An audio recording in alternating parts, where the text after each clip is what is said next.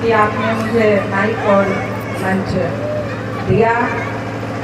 सर्वप्रथम सम्यक संबुद्ध परम पूज्य बाबा साहब डॉक्टर भीमराव अम्बेडकर जी को नमन करते हुए, बहुजन समाज में जब जन्मे सभी संत गुरुओं महापुरुषों को नमन करते हुए, इस भदमरा गांव की पवित्र धरती पर उपस्थित हमारे सभी बहुजन समाज के बुजुर्ग भाई बहन माताएं और प्यारे बच्चे और हमारे साथ आई हुई हमारी लखनऊ से लक्ष्य कमांडर बहनें और हमारे युवा साथी, मैं संघमित्रा गौतम आप सभी लोगों का लक्ष्य के बैनर तले हार्दिक वंदन और अभिनंदन करती हूँ।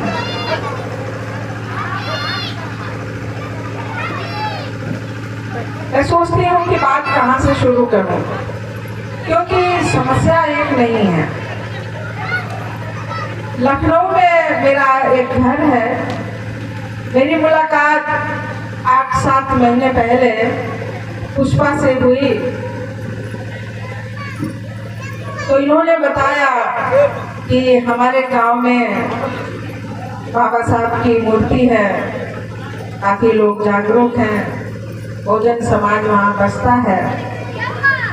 जब इन्हें पता चला कि हम एक सामाजिक संगठन, एक लक्ष्य है और उसके तहत गांव-गांव, घर-घर जाने का काम करते हैं, तो इन्होंने जिद की कि एक दिन आप हमारे गांव में आइए। तो हम आज का वो दिन है कि आपके हम समक्ष उपस्थित हुए, आप लोगों से मुखातिब हुए और यहाँ पर हैं। न जाने सीतापुर जिले में, लखनऊ जिले में, आसपास के जिलों में भदमरा जैसे गांव हैं।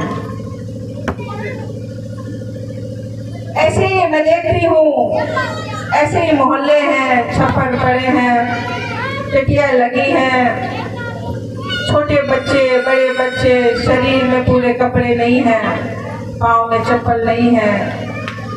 हमारी बहन बेटियाँ बेजार सी हैं, उनकी नजरें सूखी हैं, लगता है जैसे किसी चीज की उन्हें तलाश है।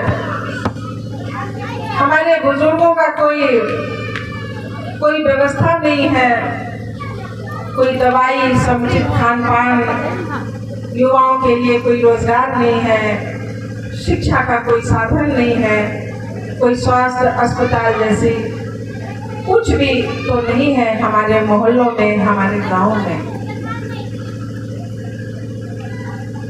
भारत आजाद हुआ 1947 को, 15 अगस्त को।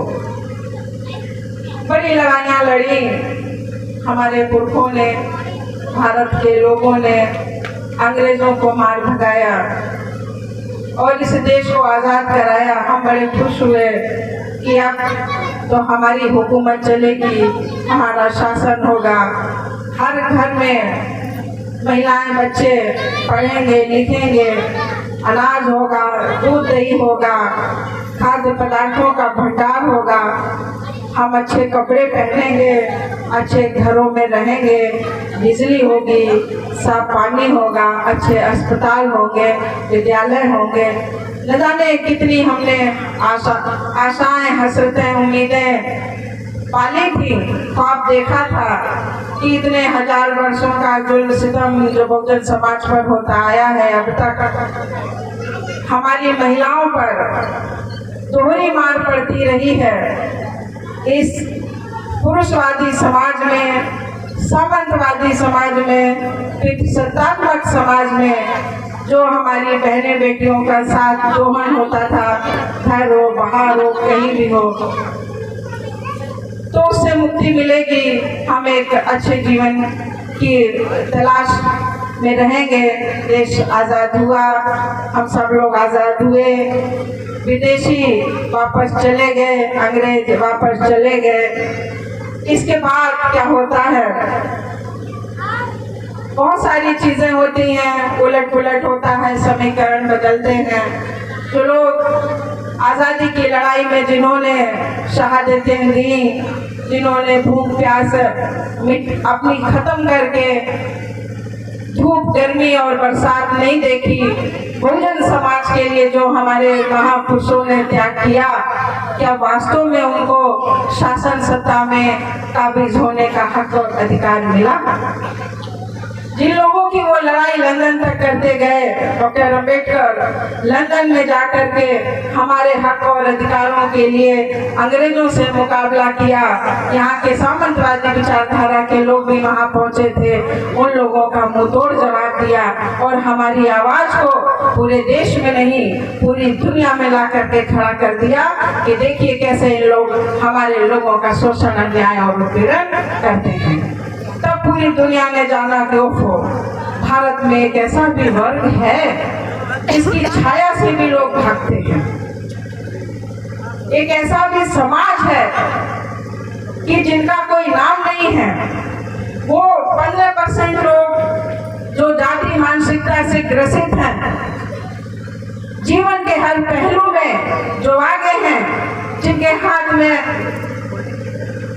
शासन है, हुकूमत की बागडोर है, गांव में जमींदारी प्रथा है, बड़े बड़े मकान हैं, खेत खलिहानों का कोई अंत नहीं है, अनंत है। हम यहाँ से दूर तक देखते हैं तो पाते हैं कि सिर्फ और सिर्फ उन्हीं की खेती है, उन्हीं के बाग बगीचे हैं, तो हमारा कुछ भी नहीं है। ऐसे लोगों के हाथ में शासन और सत्ता आती है और होता क्या है कि अंग्रेजों के जाने के बाद उनके हाथ में जो पहले से मजबूत हैं, सामाजिक स्तर पे जो पहले से ही मजबूत हैं, ऐसे लोग हमारा दोबारा शोषण और अन्याय करने लगते हैं। ये प्रक्रिया अनवरत 47 से अब तक चलती चली आ रही है। आज 2021 में हम आज यहाँ पर आके खड़े हैं। इसके बाद हम पीछे मुड़ करके देखते हैं तो पाते हैं कि क्या हमारे जीवन में कुछ बदलाव हुआ है, क्या हमारी सोच में कुछ परिवर्तन आया है, क्या हमें धन जन और बाहुबल मिला है, हमारी स्थिति कुछ ऊपर हुई है। तो हम पाते हैं कि परम पूज्य बाबा साहब डॉक्टर अंबेडकर ने जो संवैधानिक अधिकार हमको संविधान में दिए हैं, जो प्रतिनिधित्व दिया है, जैसे कि सबसे बड़ा उदाहरण इस समय हम लोग हैं, हमारे सबके पति या पिता या बेटे या भाई बाबा साहब की बदौलत या हम महिलाएं पढ़ लिख करके नौकरी करें तो कुछ लोग उठ करके यहाँ से लखनऊ जैसे शहर में रहने लगे। लेकिन हमारे दूसरे भाई वो तो वहीं के वहीं रह गए और हमें तो प्रतिनिधित्व मिला, रिजर्वेशन मिला, हमें रिप्रेजेंटेशन मिला कि हम ये बाबा साहब ने क्यों दिया कि यहाँ से उठ करके जो भाई पढ़ करके शहर में जाएगा उसका ये फर्ज बनता है कि वो लौट करके फिर यहीं पर आएगा। जो यहाँ पर इस मोहल्ले में, इस गांव में पीछे हुए लोग हैं, जो पढ़ नहीं पाए, जिनके खाने को नहीं है, पहनने को नहीं है, उनको बताएंगे कि आपको कैसे बढ़ना है। जिनका उत्पीड़न होता रहा, अन्याय होता रहा, कोई भी आकर के हमारे मोहल्ले में, हमारे दरवाजे में माँ बहन की गाली देकर चला जाए, हमारी बहन बेटी के साथ बदतमीजी कर जाए और हम सब लोग कुछ नहीं बोल पाते। ये पढ़ लिख करके जो शहरों में बसे, उनका ये दायित्व बनता था कि आप जैसे लोगों का मनोबल बढ़ाते, आपके सुख दुख में वो खड़े होते। आप भी ये शान से कह सकते कि हमारे गांव से एक भाई, एक बेटा पढ़ा लिखा है, जो हमारी बात को समझता है, हमारे दर्द को समझता है। लेकिन ऐसा नहीं हुआ। तो ये प्रतिनिधित्व जिसने पढ़ाई करी उसको तो मिल गया, जो पढ़ नहीं पाए, ना पढ़ने के तमाम कारण हो सकते हैं कि जागरूक नहीं है, वो पैसा नहीं है उनके पास, संसाधन नहीं है। तो क्या ऐसे गांव में स्कूल खोले गए? क्या ये सरकारों ने काम किया कि वो चिन्हित करे एक एक गांव में जा करके, एक एक मोहल्ले में, गलियों में जाकर कि यहाँ के बच्चों को परेशानी ना हो शहर जाने की, दूर जाने की, तो हम उन्हीं के गांव में ही अस्पताल खुलाएं, विद्यालय खुलाएं, अच्छा वहाँ पर स्वास्थ्य दें, मरीजों के लिए दवाई दें, मेडिकल की सारी सुविधाएं दें। क्या ये सरकारों ने किया? अब तक नहीं किया। तो हमारा जो समाज, एक तो पढ़े लिखे लोग लौट करके आए नहीं, नेता मंत्री आए नहीं जो हमारे समाज से निकल करके गए, वो हमारी दुख पीड़ा में शामिल नहीं हुए। तो होना ये चाहिए कि अब 2021 तक आते आते, अब ये 2021 भी खत्म हो रहा है, तो हम सभी लोग अगर ये दृढ़ संकल्प कर लें कि अपने बच्चों का जीवन हमें ऐसा नहीं बनने देना है। इसके लिए क्या करना होगा? हम सारे लोगों को इकट्ठे होना होगा और ऐसी ही सभाएं, ऐसी ही मीटिंग आपके बगल के गांव में होनी चाहिए, फिर उसके बगल के गांव में होनी चाहिए, इधर भी होनी चाहिए।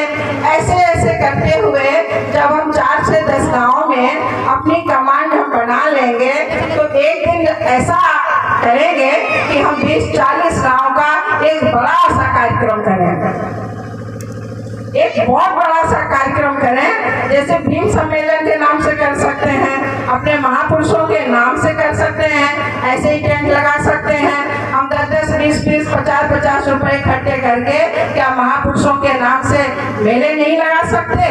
क्या सभाएं नहीं कर सकते?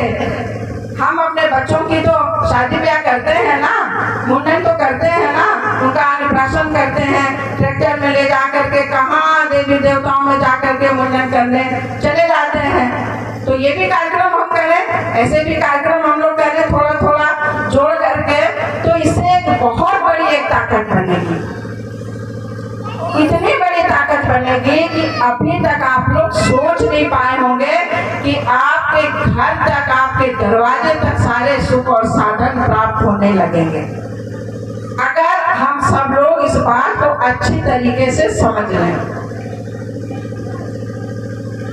तो ये जो संगठन है, लक्ष्य संगठन है, ये बुला नहीं रहा है आपको, हम खुद आ रहे हैं आपके पास में, ये संगठन खुद आ रहा है आपके पास में और बार बार आएगा। ये स्वाभिमान को बढ़ाने के लिए, हमारे समाज का स्वाभिमान बरकरार रहे, हमेशा बरकरार रहे, और हमारी जो बहनें बेटियां जो सुरक्षित नहीं हैं, उनकी सुरक्षा हो, उनकी शिक्षा हो, और वो तमाम जो संवैधानिक अधिकार, जो खजाना बाबा साहब ने हमको दिया है, वो सारे अधिकार हमको मिले। ये सरकारों में बैठे हुए इनकी बाप की बपौती नहीं है, ये संवैधानिक अधिकार है जो हमें मिलने चाहिए, जो नहीं मिल रहे हैं। अभी जैसे बात हो रही थी कि हमारी जमीनें कहाँ चली गई, तो कहाँ चली गई हमारी जमीनें? हम उनके खेतों में मजदूरी करने जाते हैं। कभी हम लोगों ने ये विचार किया कि दरअसल हम उनके खेतों में मजदूरी नहीं करते, हम अपनी ही खेतों में मजदूरी करते हैं, क्योंकि हमारे बुजुर्ग जो नासमझ थे, उनको जो है कब्जा करके, उनको बेवकूफ बना बना करके अंगूठा लगा लिया। अब कुछ जो 5%, 3% जो लोग हैं, उनके पास अकुल संपत्ति हो गई, जमीन हो गई, जायदाद हो गई, बाग हो गए बड़े बड़े, तो उनके खेतों में जाकर के हमारी ये बहनें बेटियां वहाँ पर मजदूरी करती हैं, उनके घरों में जाके मजदूरी करती हैं। उनकी बदनीयती जो उनकी आंखों में दिखाई पड़ती है, उसको भी बर्दाश्त करती हैं, और इतने बड़े बड़े जघन्य अपराध आज की समाज में अभी हो रहे हैं कि आपको मालूम नहीं होगा कि हमारी बहन बेटियों के साथ बलात्कार करके, उसको जला करके, प्रशासन उसको जला देता है, और पुलिस ऑफिसर जो एक प्रांतीय स्तर का जो ऑफिसर होता है, वो बयान देता है कि बच्ची के साथ बलात्कार नहीं हुआ। बच्ची मरते समय चीख चीख करके कहती है, नाम ले करके कहती है कि इन लोगों ने मेरे साथ जुल्म और अत्याचार किया, लेकिन प्रशासन सुनवाई नहीं करता और उसको जिंदा जला देते हैं। उसके घर वालों को भी उसकी मिट्टी तक नहीं सौंप रहे हैं। ये हो रहा है, आए दिन ये हो रहा है, लेकिन समाज में, पूरे देश में, प्रदेश में कोई भी प्रतिक्रिया नहीं हो रही। ये कितना दुखद है। क्या हम लोग अपनी बहन बेटियों को बचा पाएंगे आने वाले टाइम में? जैसे कि हमारे घर हैं, जैसे कि हमारी हालत है, हमारे पास में पैसा नहीं है, जमीनें नहीं है,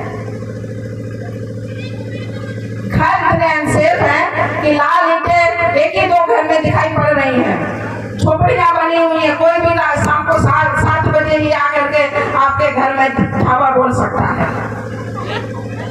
कितने हम हर समय 24 घंटे अनसेफ है, असुरक्षित है। क्या ये सरकारों को नहीं दिखाई पड़ता है? क्या लोगों को ये दिखाई नहीं पड़ता है जो हर 5 साल में हाथ जोड़ते हैं, वोट मांगते हैं, चाचा वोट देना, भैया वोट देना, अम्मा वोट देना, पैर छूते हैं, ये सब कहाँ मर जाते हैं? कभी सोचा आप लोगों ने? कभी विचार किया है?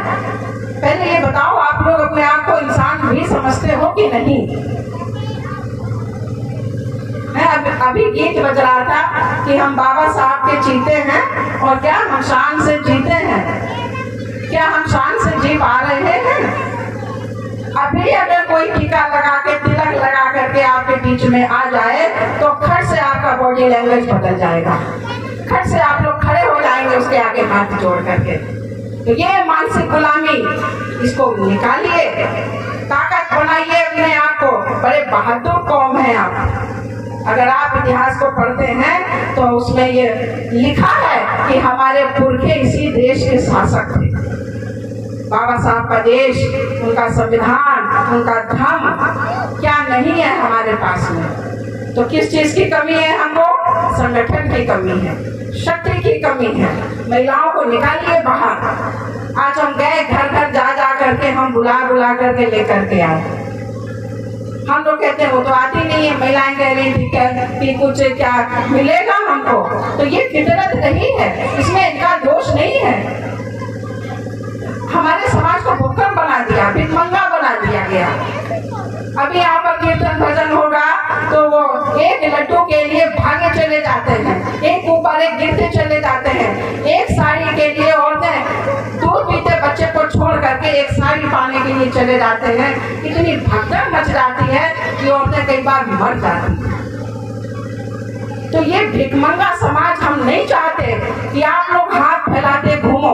हम चाहते हैं कि आप लोग देने वाले बनो, जो इस देश में भिखारी रहे हैं, जिनका इतिहास रहा है, और जो आज हमारी छाती में चढ़ कर मूंग दल रहे हैं। सत्ता शासन में बैठे हुए जो लोग हैं वो दरअसल भिखारी हैं, और राजा तो आप लोग हो, और कायदे में आपको वहां होना चाहिए, और उनको सड़कों पे कटोरा लेकर के घूमना चाहिए, होना तो ये चाहिए।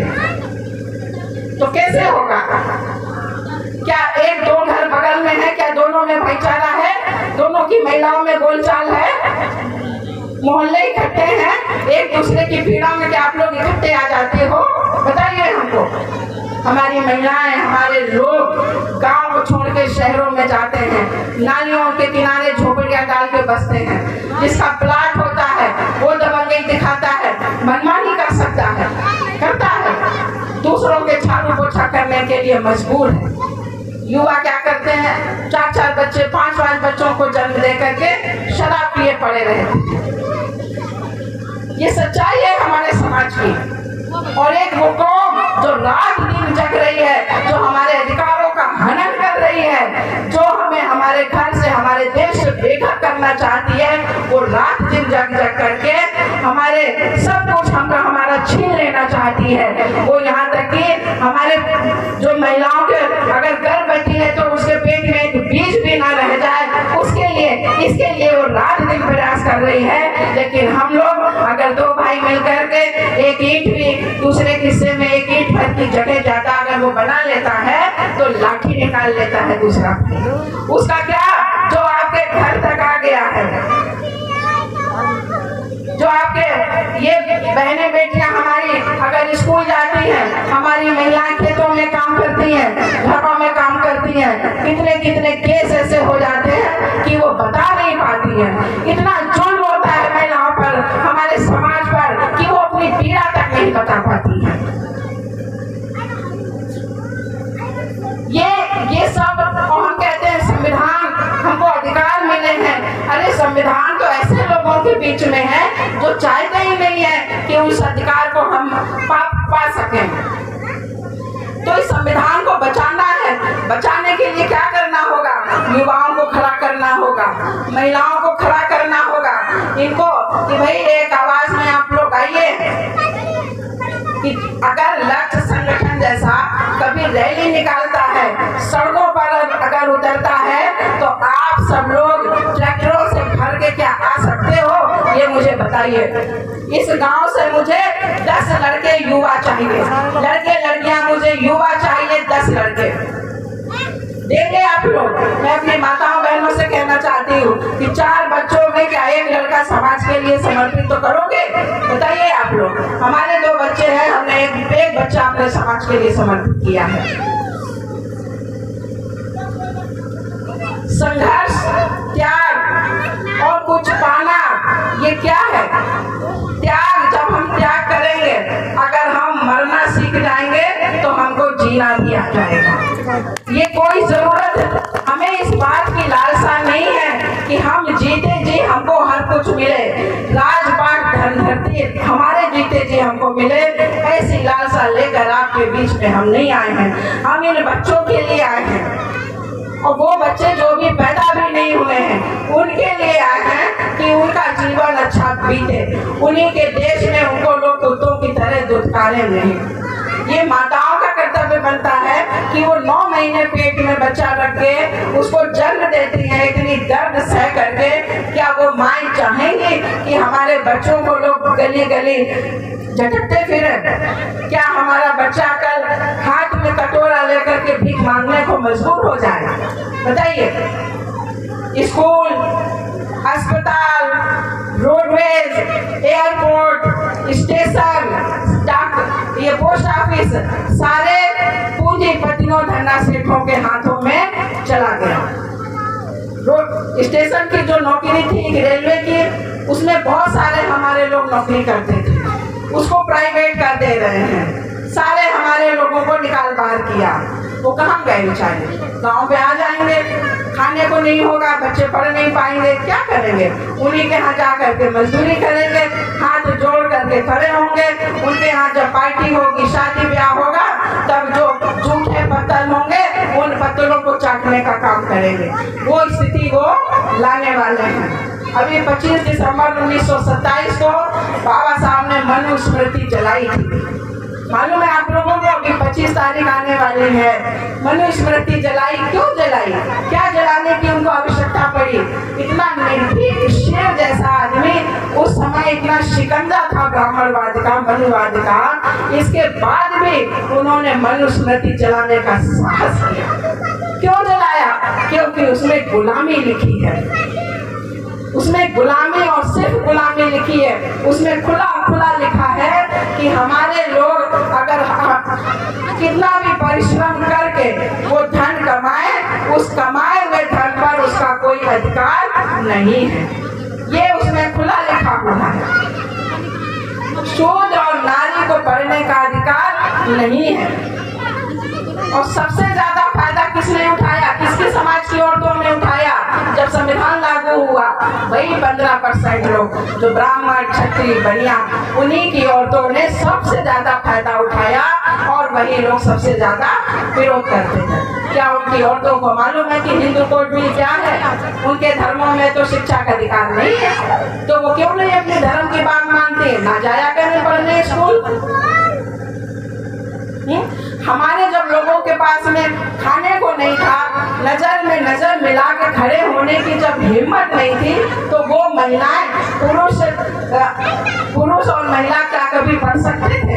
नहीं पढ़ सकते थे। तो बाबा साहब ने हमको, हमारे को सांसों में बसते हैं और हमें उनकी सिर्फ पूजा नहीं करनी है। वो क्या कह गए कि कैसे रहना, इस पर हमको विचार करने की जरूरत है। सत्ता में अभी हमारी, मान लीजिए हमारी सरकारें नहीं है, लेकिन सामाजिक रूप से तो हम एक हो सकते हैं। इन्हीं जो ये सामंतवादी जो सरकारें चल रही हैं, जो थाने में थानेदार टीका लगा करके बैठा है, जो एसपी की कुर्सी में उसी विचारधारा का आदमी बैठा है, अगर हम सब लोग इकट्ठे हो जाएंगे तो यही आपका काम करेंगे।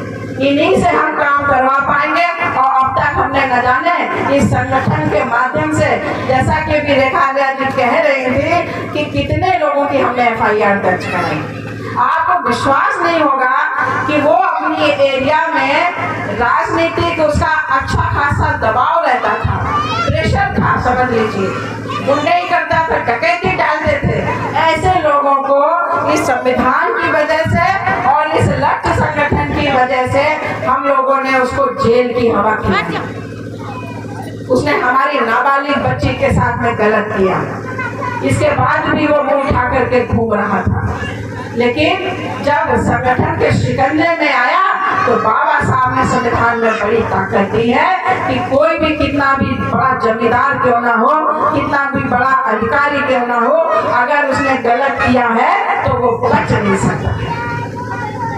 तो ये संगठन की ताकत जो हम लोग पिछले कई वर्षों से शामिल होकर के अपने समाज को दिलासा दिलाने का काम कर रहे हैं। मैं चाहती हूँ कि ये भटमरा गांव आज और अभी से बाबा साहब की विचारधारा पे काम करे। पहले तो जो हमारे समाज की बुराइयां हैं, आपस का मन में मुटाव, जो हमारे साथी, हमारे भाई बच्चे जो दारू शराब पीते हैं, उसको आज अभी से तुरंत छोड़ दें।